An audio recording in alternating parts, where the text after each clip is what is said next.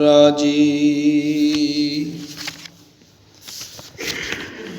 بسم الله الرحمن الرحيم اقرأ باسم ربك الذي خلق الإنسان من علق اقرأ وربك الأكرم الذي علم بالقلم علم الإنسان ما لم يعلم সূরা আলাক 1 থেকে 5 আয়াত। قال النبي صلى الله عليه وسلم طلب العلم فريضة على كل مسلم ومسلمة الحديث الحمد لله رب العالمين। সমস্ত প্রশংসা গুণগান সিফতুসানা মহান আল্লাহ তাবারক ওয়া তাআলার জন্য, যে মহান আল্লাহ রব্বুল আলামিন আমাদের সকলকে সুস্থ রেখে আল্লাহর হুকুম জুমার সালাত আদায়ের জন্য মসজিদে আসবার শক্তি সুযোগ দিয়েছেন। ওই মহান মনিবের দরবারে শুকরিয়া কালিমাতুশ শুকর আদা করছি, বলছি আলহামদুলিল্লাহ। দরুদ ও সালাম প্রিয় নবী জনাবে মুহাম্মদুর রাসূলুল্লাহ সাল্লাল্লাহু আলাইহি ওয়াসাল্লামের রূহ মুবারক। সম্মানিত উপস্থিতি, মহান আল্লাহ রাব্বুল আলামিন আমাদেরকে তার এই পৃথিবীতে পাঠিয়ে দিয়েছেন, বলেন কোনো উদ্দেশ্যহীন নাকি কোনো উদ্দেশ্য নিয়ে? আমরা কখনোই কোনো সময় নষ্ট করি না উদ্দেশ্যহীন ভাবে কোনো কাজ করতে। পৃথিবীতে উদ্দেশ্যহীন লক্ষ্যহীন কোন সৃষ্টি যদি থাকে আমরা কিন্তু তাকে ভুল বলি। যেমন কোন নৌকা যদি এমন থাকে যে নৌকার কি নাই, মাঝি নাই, চালক নাই, ড্রাইভার নাই, আচ্ছা বলেন তো এই নৌকা কি কোনোদিন তীরে পৌঁছতে পারে বা লক্ষ্যে যেখানে যাবার কথা সেখানে কি যেতে পারবে? কখনোই সম্ভব।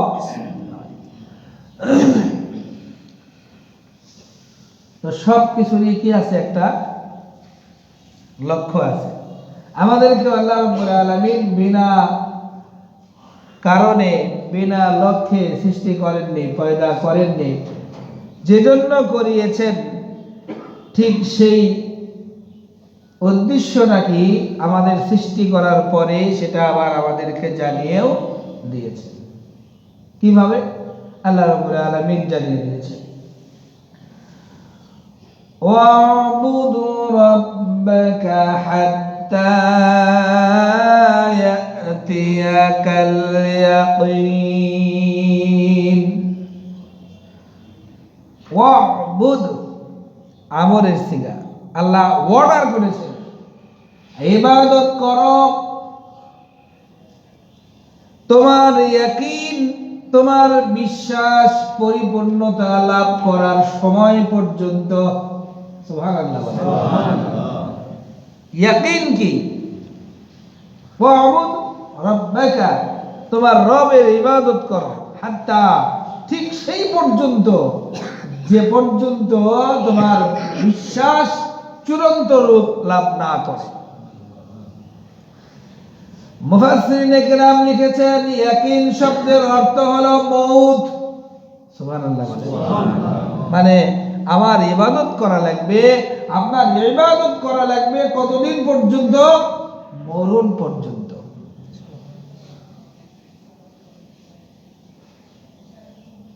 এই যে ইবাদত আমরা করব,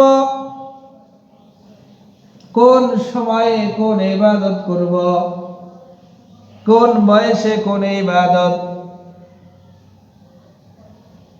এবার ইবাদত যে করব কিভাবে করব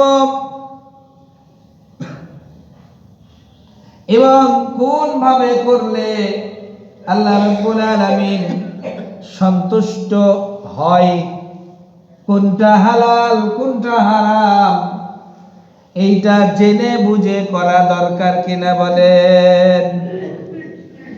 না জেনে কোনো ইবাদত করলে সেই ইবাদত কি থাকে না, তার তৃপ্তি থাকে না। আপনি কি জন্য করছেন সেটাই জানেন না, তাহলে হবে? আপনি সূরা ফাতিহা নামাজের মধ্যে পড়েন, পড়ার মধ্যে যদি আপনি সূরা ফাতিহার অর্থটা যদি আপনার ভিতরে ভিতরে আসে, আপনার নামাজের তৃপ্তি হবে ভিন্ন রকম। সুবহানাল্লাহ। সারা জীবন সূরা ফাতিহা বললেন, কোনদিন আপনার মনে হলো না যে এটা আমি কি বলছি। এই নামাজ আর যে বুঝে বুঝে পড়ে তার নামাজ কি একরকম? সেজন্যই কোরআনুল কারীমের সূরা আলাকের 5টি আয়াত, বিশ্বনবীর অসংখ্য হাদিসের মধ্য থেকে ছোট্ট একটি হাদিস, এর মধ্যে গোছানো কয়েকটি কথা ব্যক্তি জীবনে আমাদের কি শিক্ষা নেওয়া উচিত ছিল, কতটুকু নিতে পেরেছি আর কতটুকু নিতে পারিনি, এই জন্য কি এখনো নেওয়ার সুযোগ আছে নাকি হাল ছেড়ে দিয়ে বসে থাকবো, মূলত এই আলোচনায় আজকে আমরা করব। আল্লাহ যদি কবুল করেন, বলেন আমিন।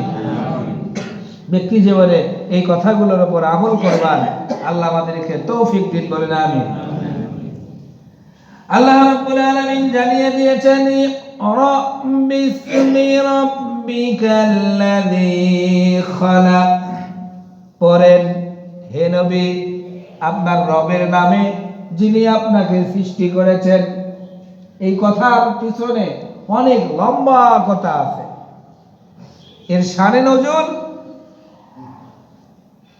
আল্লাহ নবী সাল্লাল্লাহু আলাইহি ওয়াসাল্লাম 2.5-3 বছর হীরা গুহায় মানুষের কল্যাণ কিভাবে হয়, কিভাবে মানুষ কল্যাণ লাভ করতে পারে, এই নিয়ে যখন মগ্ন ছিলেন, আল্লাহর একনিষ্ঠভাবে আল্লাহর কাছে সময় দিচ্ছিলেন, ঠিক 40 বছর বয়সে কোন এক কদরের রাতের অংশে একটা অবস্থা হলো, আলাপ জমাট বাঁধা রক্ত, প্রথম পানীয়, সেখান থেকে রক্তপিণ্ড। এরপরে আল্লাহ জানিয়েছেন রাব্বুকাল আকরাম, পড়ুন তার নামে যিনি সম্মানিত। সুবহানাল্লাহ। আল্লাযী আল্লামা বিল কলম, যিনি শিক্ষা দিয়েছেন কলমের মাধ্যমে। সুবহানাল্লাহ। কলমের সম্পর্কে আল্লাহ নবী সাল্লাল্লাহু আলাইহি ওয়াসাল্লামের একটি হাদিস, ইন্না আউয়ালু মা খালাকাল্লাহুল কলম, সর্বপ্রথম আল্লাহ রাব্বুল আলামিন কলম সৃষ্টি করেছেন। আর সৃষ্টির পরে হাদিসে আসছে ফাকালা উকতুব, আল্লাহ জানালেন কলম লিখো। এবার কলম কি বলছে? ফাকালা মা আকতুব, আল্লাহ আমি লিখবো কি? লিখতে তো বললেন, কি লিখবো? আল্লাহ রাব্বুল আলামিন জানিয়ে দিলেন আকতুবুল কদরা, তুমি লিখতে থাকো মানুষের ভাগ্য। সুবহানাল্লাহ।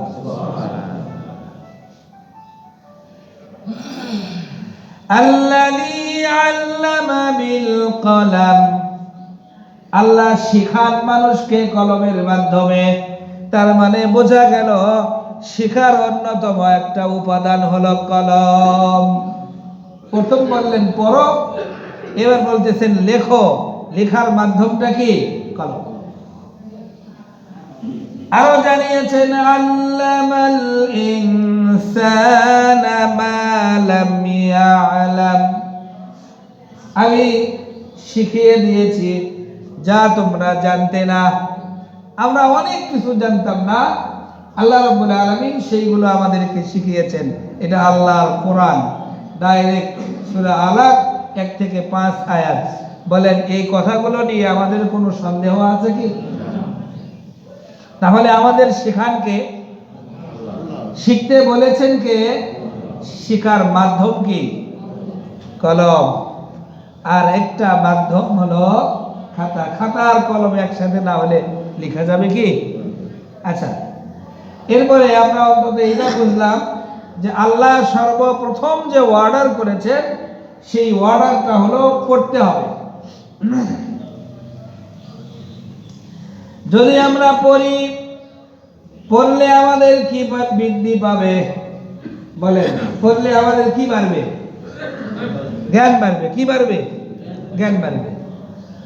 আল্লাহ রাব্বুল আলামিন সূরা জুমারের মধ্যে বলেছেন কুল হাল ইয়াস্তাবিল্লাযীনা ইয়ালামুনা ওয়াল্লাযীনা লা ইয়ালামুন। নবী গো, যারা জানে আর যারা জানে না তারা কি এক সমান?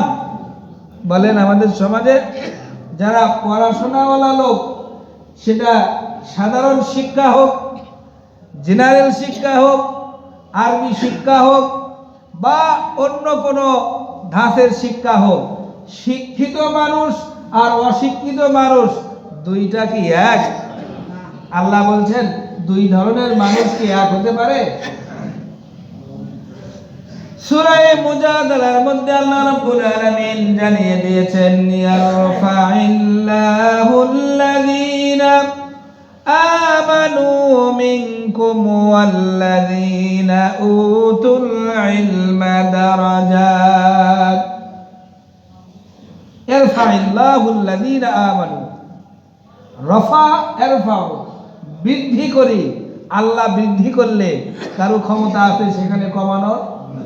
আল্লাহ বলছেন ইয়ারফা'িল্লাহুল্লাযীনা আমানু, আমার প্রতি যারা ঈমান আনে আর যাদেরকে আমি জ্ঞান দিয়েছি, আমার কোরআন হাদিসের, আমি রব্বুল আলামিন তার মর্যাদা, তার সম্মানটাকেও বৃদ্ধি করে দেই। সুবহানাল্লাহ।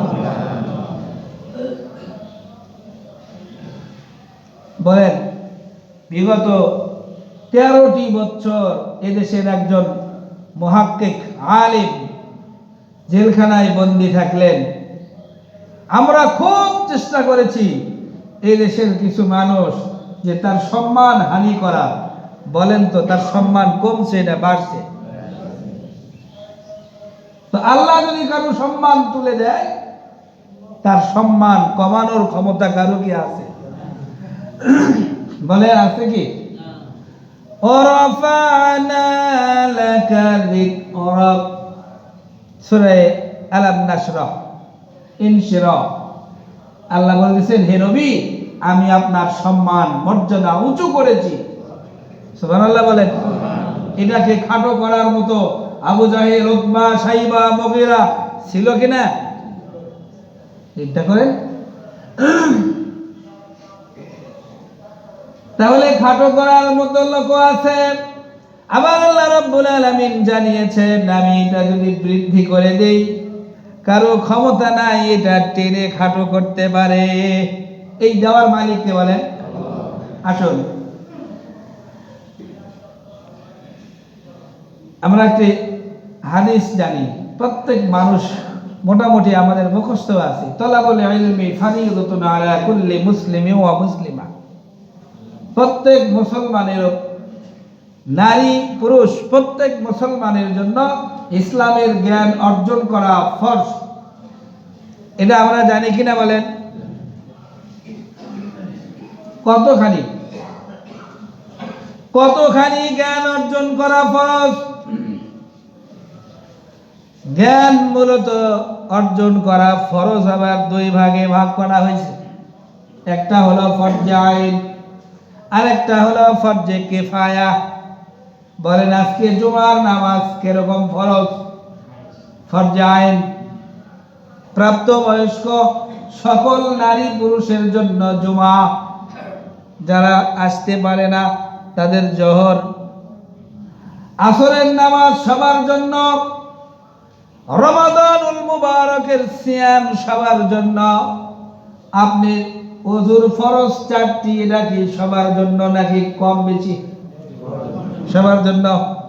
কেউ যদি নামাজ পড়তে চায়, 50 বছরে যদি কেউ ইসলামে দাখিল হয়, আর যদি নামাজ পড়তে চায়, বলেন ওযু শেখা লাগবে কিনা?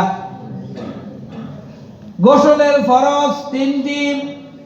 আপনি যদি আজ পর্যন্ত এই ফরজগুলো না জানেন, বয়স 50, 60, 3টা ফরজ কিভাবে আদায় করা লাগবে যদি না জানেন, 50-60 বছর একদিনে ফরজ গোসল আপনার আদায় হয় না, একদিনও হয় নাই। তাহলে এইটা ফরজে আইন, যেমন নামাজ পড়া ফরজ, এমনি ফরজ হলো ওযু শিখা, এমনি ফরজ হলো গোসল শিখা। ফরজে কিফায়ার নামাজ, জানাজার নামাজ। আমার সমস্যা আছে, আমি দিতে পারলাম না, সমাজের কিছু লোক আদায় করলো, হয়ে গেল। এটা কেমন? ইসলামের সর্বোচ্চ পর্যায়ের ফিকহের জ্ঞান, মাসআলার সর্বোচ্চ পর্যায়ের জ্ঞান, হাদিসের অগাধ পাণ্ডিত্য অর্জন, এটা সবার জন্য আবশ্যক নয়। কিছু কিছু মানুষ এটা করলেই সমাজে বড় বড় যখন সমস্যা তৈরি হবে, এই সমাজ ব্যবস্থার এই সমস্যাগুলো সমাধান করার জন্য কিছু মানুষ চূড়ান্ত পর্যায়ের জ্ঞানী হওয়া আবশ্যক। এটা আল্লাহর নির্দেশ, এই জন্য এটা ফরজে কিফায়া। এখন বলেন, আমরা এই দুই ধাঁচের মধ্যে থেকে ফরজে কিফায়া বাদ দিলাম, ফরজে আইন যেটা, সেটা আমরা সবাইকে, আমার সন্তানকে শিখিয়ে দেওয়ার ব্যবস্থা করেছি কি? আপনার ছেলে কি গোসল জানে, ওযু জানে, রমাদানুল মুবারকের রোজা কেমনে আদায় করতে হবে জানে? আপনি কি জানেন? এই বিষয়গুলো জানা ইসলামের জন্য কি মুসলমানের জন্য ফরজ।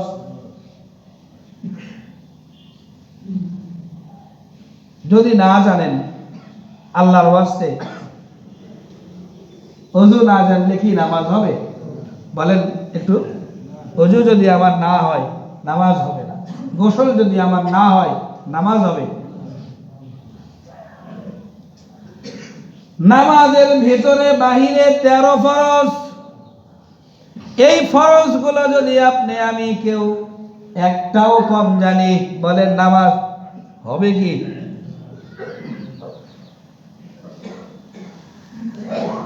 আল্লাহ রাব্বুল আলামিন পরিষ্কার করে জানিয়ে দিয়েছেন, ইরশাদ করেছেন, وَكَذَلِكَ أَوْحَيْنَا إِلَيْكَ رُوحًا مِّنْ أَمْرِنَا مَا كُنْتَ تَدْرِي مَا الْكِتَابُ وَلَا الْإِيمَانُ وَلَكِنْ جَعَلْنَاهُ نُورًا نَهْدِي بِهِ مَن نَّشَاءُ মিন ইবাদিনা। এই যে কোরআন আমাদেরকে দিয়েছেন, আওহাইনা, আল্লাহর পক্ষ থেকে যে ওহী আমাদের কাছে আসছে, নাম হলো কোরআন। কি নাম বাবা? আওহাইনা ইলাইকা রূহাম মিন আমরিনা। আল্লাহ জানিয়ে দিচ্ছেন, আমার পক্ষ থেকে যে রূহ দিয়েছে। মুফাসসিরিনে কেরাম এই রূহের ব্যাখ্যা দিয়েছেন আল কোরআন, কারণ পরের অংশে আল্লাহ স্পষ্ট করে দিয়েছেন, মা কুনতা তাদরি মাল কিতাব, এই ওহীর মাধ্যমে তোমরা জানতে পেরেছো কিতাব কি, ওয়ালাল ঈমান, জানতে পেরেছো ঈমান কি, ওয়ালাকিন জাআলনাহু নূরা, এই কিতাবের আরেকটা নাম হলো আলো। সুবহানাল্লাহ বলে। এই কিতাবের আরেকটা নাম কি? আলো। অন্ধকার রাত্রিতে আমরা যদি পথ চলতে চাই নিরাপত্তার সাথে, বিপদ থেকে মুক্ত হয়ে, ঘুটঘুটে অন্ধকার, আপনি কৃষ্ণপক্ষের রাত্রিবেলা বের হয়েছেন কঠিন অন্ধকারে, আলো যদি থাকে আপনার চলাটা সহজ হবে না কঠিন হবে?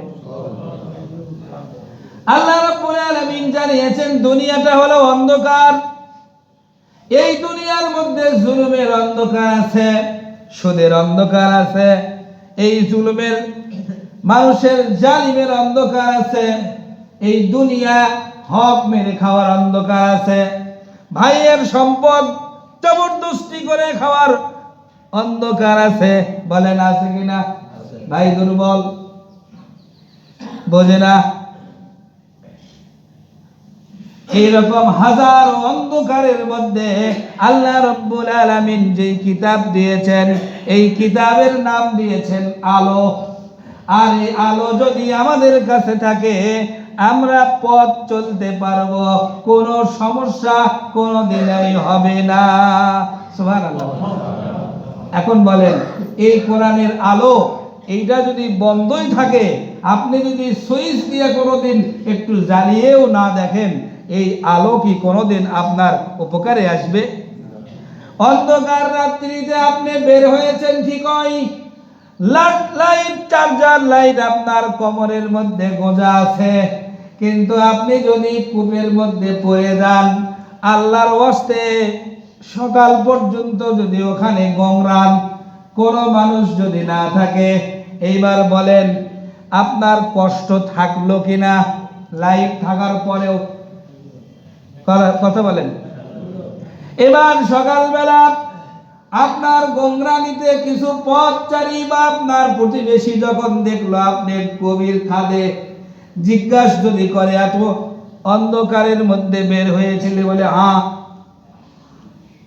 বলে পকেটে একটা লাইট নিলেই হতো, বলে ছিল, বের করিয়েছিলাম না। এখন বলেন আপনার কি সাধুবাদ দেবে? চালাক বলবে?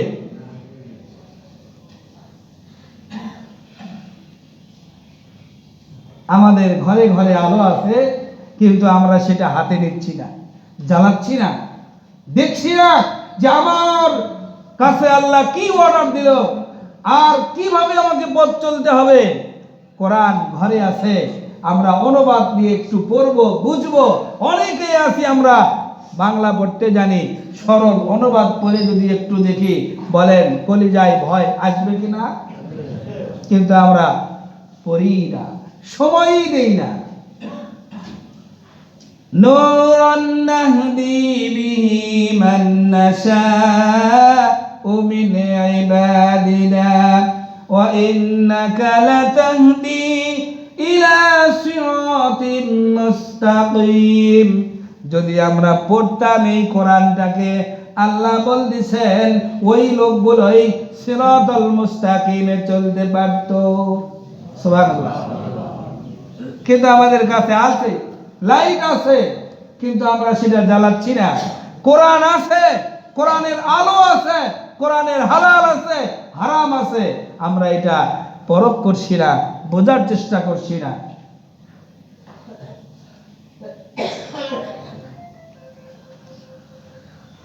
যদি এমনটি হয়, তাহলে কিয়ামতের ময়দানে আল্লাহ রাব্বুল আলামিন যদি জিজ্ঞাসা করেন, দুনিয়ার এত কিছু প্রয়োজনীয়তা তুমি মিটিয়ে নিয়ে আসলে,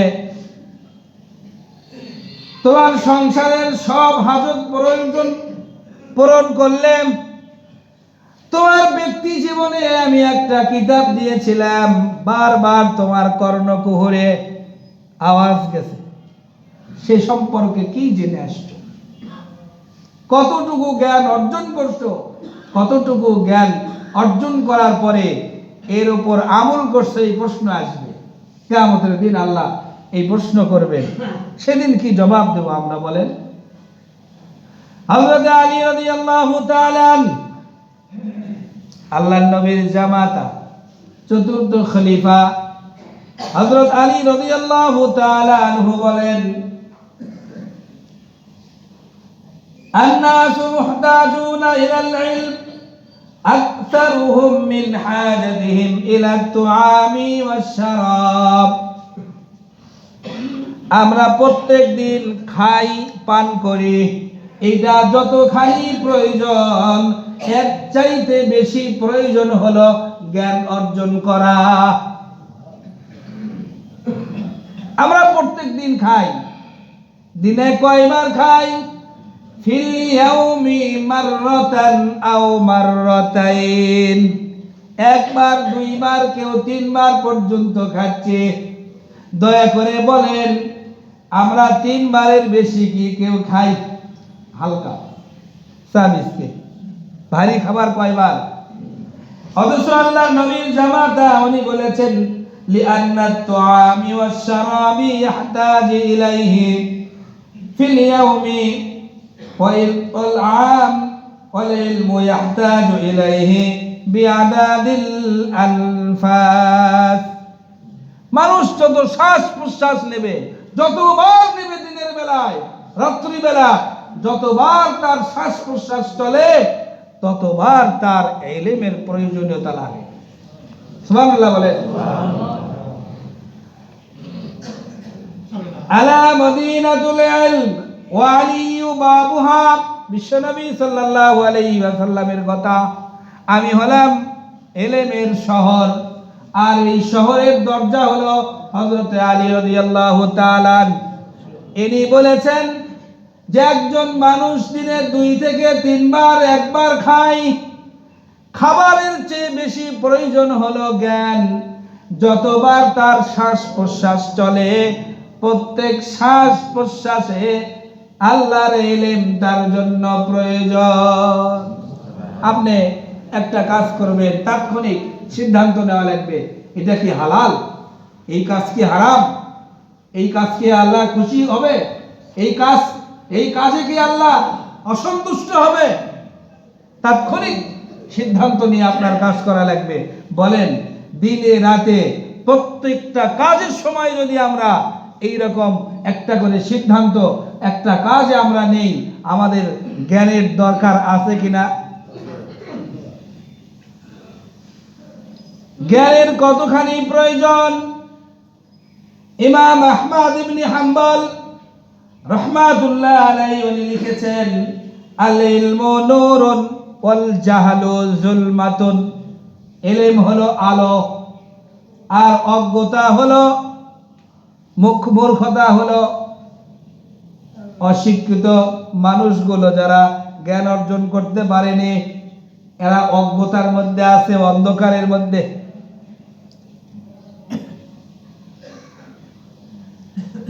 পরিষ্কার করে ইমাম আহমদ ইবনে হাম্বল বলেছেন, কোন মানুষ যদি আল ইলমু খায়রুম মিনাল মাল, ইলম সম্পদের চেয়ে উত্তম, সম্পদের চেয়ে জ্ঞান উত্তম।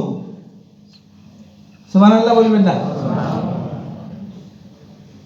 এরপরে ইনি লিখেছেন, আল ইলমু ইয়াহরুসুক, জ্ঞান মানুষকে রক্ষা করে, সম্মানকে বাঁচায়।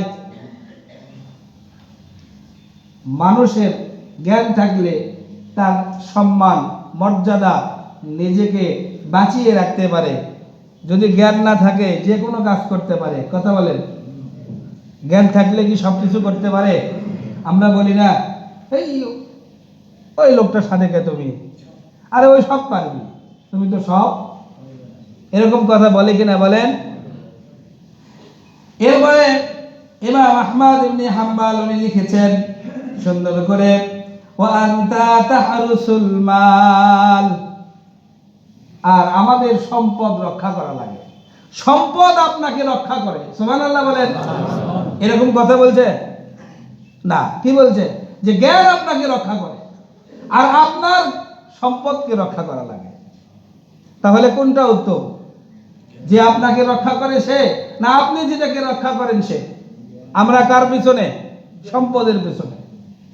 আপনার রক্ষা করা, যেই আপনাকে রক্ষা করে, আপনার জ্ঞান, আপনি আপনার সময়, আপনার শ্রম তার পেছনে দিচ্ছেন না। কিভাবে সম্পদ হবে সেখানে আমরা সময়, মেধা সবকিছু ব্যয় করছি।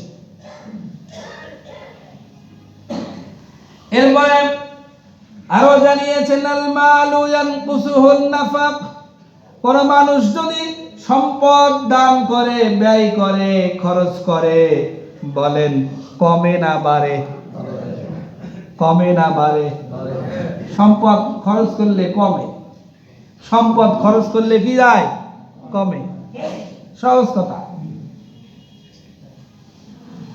আর ইলমু ইয়াজকু আলাল ইনফাক, কোন মানুষ যদি জ্ঞান বিতরণ করে, আল্লাহ রাব্বুল আলামিন তার জ্ঞানকে আরো বাড়িয়ে দেন। সম্পদ বিতরণ করলে কমে যায়, জ্ঞান বিতরণ করলে আল্লাহ তার জ্ঞান কি করে দেন? এখন বলেন, আমাদের সন্তান, ছেলে মেয়ে, তাদেরকে আমরা শিক্ষিত করছি, বলেন করছি কিনা? আমরা এই যে বছরের শেষ, সন্তানকে কোন প্রতিষ্ঠানে দেব সিদ্ধান্ত অলরেডি নিয়ে ফেলছি। অনেকে ভর্তি করে দিয়েছে, অনেকে দিব, অনেকে হয়তো প্রসেসিং এ আছে। যারা ভর্তি করে দিয়েছেন, আমি একটা কথা আপনাদের কাছে বলবো, আপনি ডাক্তার, ইঞ্জিনিয়ার, জজ, ব্যারিস্টার, এগুলোর বিপক্ষে আমার অবস্থান নয়। বলেন